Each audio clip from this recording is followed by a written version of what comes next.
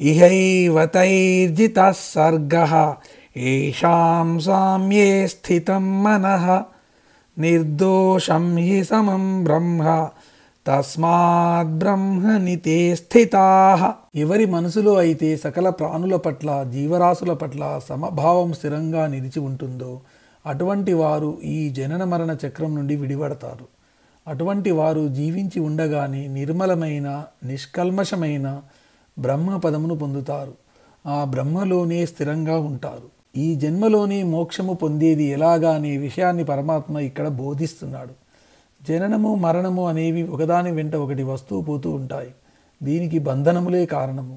ఈ బంధనములకు కారణము మనస్సు.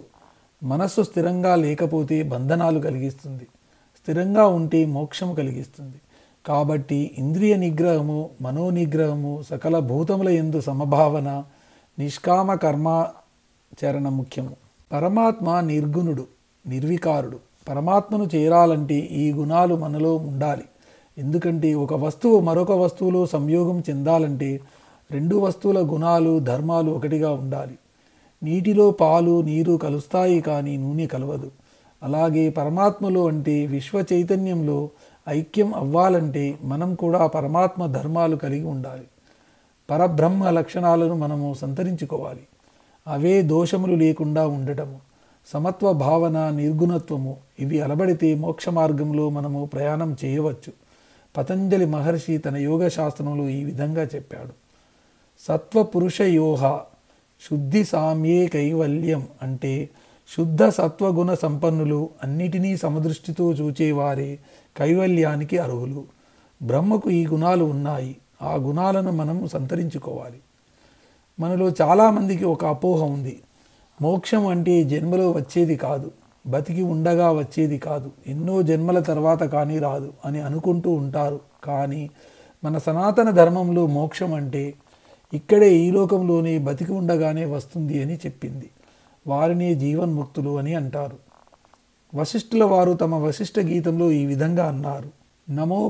నమోక్షో సభసః పృష్ఠే పాతాళే నచ భూతలే మోక్షో హిచేత్ విమలం సమ్యగాన విబోధితం.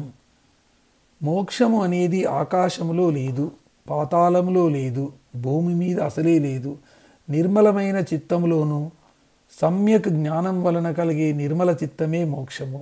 కాబట్టి ప్రతి మానవుడు తమ మనస్సులను నిర్మలంగా ఉంచుకోవాలి. అటు ఇటు పోనీయకూడదు, చంచలంగా ఉంచకూడదు. నిశ్చయాత్మక బుద్ధి కలిగి ఉండాలి. అన్ని జీవుల పట్ల సమభావన కలిగి ఉండాలి. జనన మరణములు కేవలం ఒక పరిణామం మాత్రమే. అవి వస్తూ పోతూ ఉంటాయి. వాటి గురించి చింతించకూడదనే భావన కలిగి ఉండాలి. మనస్సును ప్రాపంచిక విషయముల నుండి లోపలికి మళ్లించి ఆత్మలో స్థిరంగా నిశ్చలంగా ఉంచాలి. అదే మోక్షము. ఈ శ్లోకంలో ఇహైవ అంటే ఇక్కడే ఈ జన్మలోనే మనం మోక్షం కోసం ప్రయత్నం చేయాలి. మనకు వస్తుందా ఏమన్నానా అని నిరాశ పడనక్కర్లేదు. ముందు ప్రయత్నం చేయాలి. ఎందుకంటే మోక్షం పొందడానికి కాలము స్థలముతో నిమిత్తం లేదు. ఇంట్లో ఉండి కూడా మోక్షం పొందడానికి ప్రయత్నం చేయవచ్చును. కావలసింది అల్లా సమ్యక్ దృష్టి, అందరినీ సమానంగా చూడటము, అన్ని జీవులలో పరమాత్మ ఉన్నాడని నమ్మడము, దేహములను బట్టి వేషభాషలను బట్టి భేదభావము చూపకుండా ఉండడము, మనస్సును నిర్మలంగా నిశ్చలంగా ఉంచుకోవడము ముక్తికి మార్గాలు. దీనికే వ్యాసుడు సామ్యే స్థితం అనే పదం వాడాడు. అంటే సామ్య స్థితిలో ఉండటము, సకల భూతములను సమానంగా చూడడము, చిత్తములో కల్లోలము లేకుండా ఉండటము, నిశ్చలంగా ఉండటము. ఏషాం అంటే జాతి కుల వర్ణ భేదములు, స్త్రీ పురుష భేదములు లేకుండా అందరూ మోక్షములకు అర్హులు అని చెప్పాడు పరమాత్మ. న ప్రహృష్యేత్ ప్రియం ప్రాప్య నోద్విజేత్ ప్రాప్య చాప్రియం స్థిర బుద్ధిర సమ్మూఢః బ్రహ్మవిద్ బ్రహ్మని స్థితః. పై శ్లోకంలో చెప్పబడినటువంటి స్థిరబుద్ధి కలవాడు, మూర్ఖత్వము మూఢత్వము లేనివాడు, తన మనస్సును ఆత్మయందు నిశ్చలంగా ఉంచినవాడు అయిన బ్రహ్మజ్ఞానికి ఇష్టమైనది లభించినప్పుడు సంతోషము, ఇష్టము లేనిది లభించినప్పుడు దుఃఖము కలగవు. సాధారణంగా మానవులు ఏ పని చేసినా ఆ పని చేసిన దానికి ఏదో ఒక ఫలితము కలుగుతుంది. అది సుఖము కావచ్చు, దుఃఖము కావచ్చు, రెండూ మిళితమైనవి కావచ్చు. కానీ బ్రహ్మజ్ఞాని ఆ ఫలితములకు ప్రభావితుడు కాడు. బ్రహ్మజ్ఞానము పొందిన తర్వాత సాధకుడు ఎలా ఉంటాడు అనే దానికి కొన్ని గుర్తులు చెప్పాడు పరమాత్మ. బ్రహ్మజ్ఞానం కలిగితే బుద్ధి స్థిరంగా ఉంటుంది, మోహం ఉండదు, మనస్సు నిలకడగా ఉంటుంది, అతనికి సంతోషము దుఃఖము సమంగా ఉంటాయి. జ్ఞానము పొందని అజ్ఞానికి ఈ అవలక్షణాలు అన్నీ ఉంటాయి. బ్రహ్మజ్ఞానము పొందిన సాధకునికి ఈ ప్రపంచమంతా మాయగా కనబడుతుంది. ఇందులో ఏది సత్యము కాదు అని తెలుసుకుంటాడు. మాయలో పడడు. ఈ మాయా ప్రపంచంలో సుఖ దుఃఖములు వస్తూ పోతుంటాయి. వాటికి మనం పొంగిపోవడము, బాధపడటము వృధా అని తెలుసుకుంటాడు. నిశ్చలంగా ఉంటాడు. అలా కాకుండా మనకు కనబడేవన్నీ సత్యము అనుకునే వాడికి సుఖ దుఃఖములు కలిగిస్తాయి. దీనికంతా మూలము మనస్సు. మనస్సు నిగ్రహించుకోలేకపోవడం వలన ఇవన్నీ జరుగుతాయి. బ్రహ్మజ్ఞానము పొందిన వాడి బుద్ధి స్థిరంగా ఉంటుంది. అజ్ఞాని బుద్ధి కామము మొదలగు వాటితో చంచలంగా ఉంటుంది. వెలుగులో ఉన్న వాడికి చీకటి అంటే ఏమిటో తెలియదు. అలాగే జ్ఞానము కల వానికి అజ్ఞానం అంటే ఏమిటో తెలియదు. అతనికి సందేహములు కలగవు. మోహంలో పడడు. ప్రాపంచిక వస్తువులు అన్నీ ఎండమావులు అని తెలుసుకొని వాటి మోహంలో పడడు.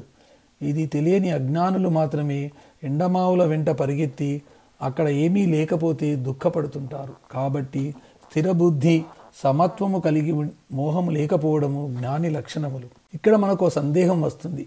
జీవన్ముక్తుడికి కర్మలు చేయవలసిన అవసరము, ఆ ఫలితములను అనుభవించవలసిన అవసరం ఏముంది అని అనుకుంటూ ఉంటారు.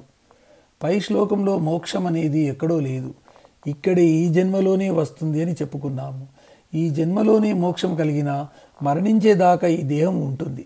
దేహం ఉన్నప్పుడు ఆకలి, దప్పులు, ఎండ, చలి ఉంటాయి. మనసు ఉంటుంది.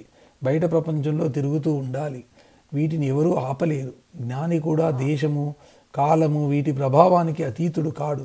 కాకపోతే జ్ఞానికి వీటి ప్రభావానికి లోను కాడు. అజ్ఞాని వీటి ప్రభావానికి లోనవుతుంటాడు.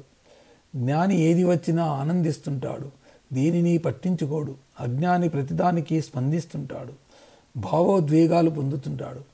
జ్ఞానికి తనకు అనుకూల పరిస్థితులలో సంతోషిస్తాడు, కానీ పొంగిపోడు, ఎగిరి గంతేయడు. ఎందుకంటే అతని మనసు నిశ్చలంగా ఉంటుంది. ప్రతికూల పరిస్థితులు వచ్చినప్పుడు కుంగిపోడు, దుఃఖమునకు లోను కాడు, దానిని కూడా సుఖాలుగానే భావిస్తాడు. మూఢత్వము అంటే తాను నమ్మిందే వేదము, ఇతరులు ఏం చెప్పినా వినకపోవడము, ప్రతిదానికి సందేహించడము, ప్రతిదానిని ఇది మన వల్ల కాదు, ఇది అయ్యే పని కాదు అనే వ్యతిరేక భావంతో ఉండటము. ఆత్మజ్ఞానిలో ఈ మూఢత్వము మచ్చకైనా కనిపించదు.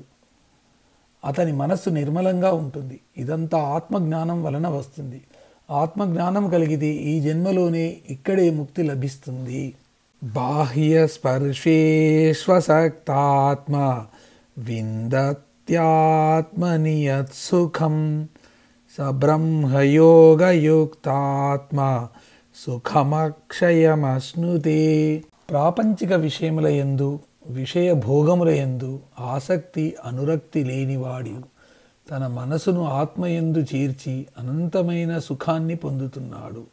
అటువంటి వాడు ఎల్లప్పుడూ బ్రహ్మనిష్ట ఎందే ఉంటూ అంతులేని ఆనందాన్ని పొందుతున్నాడు.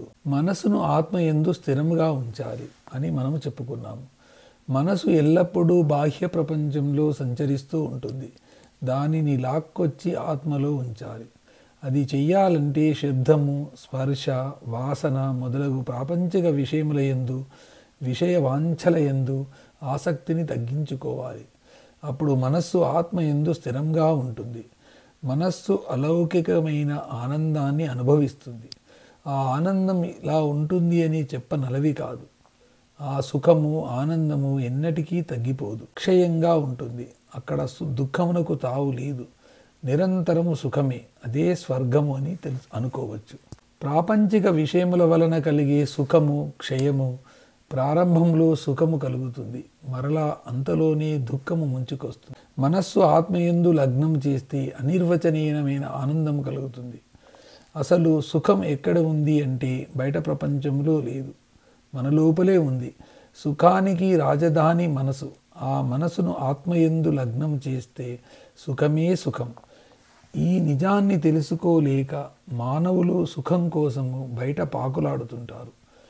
కొందరు ధనంలోనూ, మరికొందరు పదవులలోనూ, ఇంకొంతమంది స్త్రీల వద్ద మద్య మాంసములు సేవించడంలోనూ సుఖం ఉందనుకుంటారు.